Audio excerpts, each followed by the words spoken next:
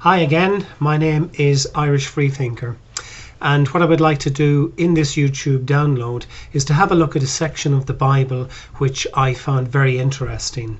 It's that section that's contained in Matthew chapter 16 verses 27 and 28.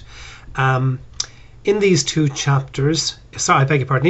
verses, Jesus makes a promise to his disciples, and it's a very important promise.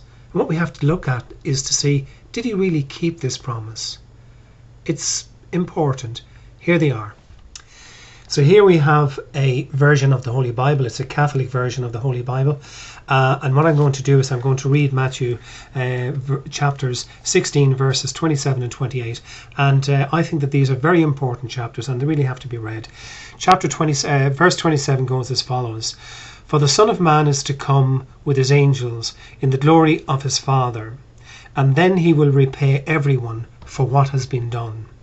And 28 says, and remember this is Jesus speaking to his disciples, truly I tell you, there are some standing here who will not taste death before they see the Son of Man coming in his kingdom.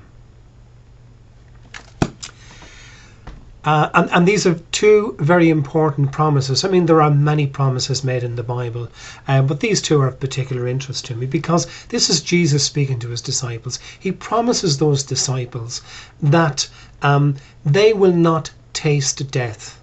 And in the normal parlance, we assume that that means that they will not die before they see the coming of Jesus with his angels in glory in his kingdom. In other words, the second coming of God. And that's the promise that Jesus made, that the second coming would be so close that these very disciples that he was speaking to would not have died. Now, the problem is, if you make a promise like that, and a serious promise to your very close friends, you should keep it. And Jesus did not keep it. If these apostles existed, and I believe they didn't, but if they did exist, then we can be assured that they are dead and their bones are dried and scattered to the winds, and still Jesus has not come. So as a promise, and a serious promise in the gospel, as the word of Jesus, as the word of God, it is rubbish. It hasn't come to pass and was essentially a broken promise, one of the many, many broken promises that Jesus made.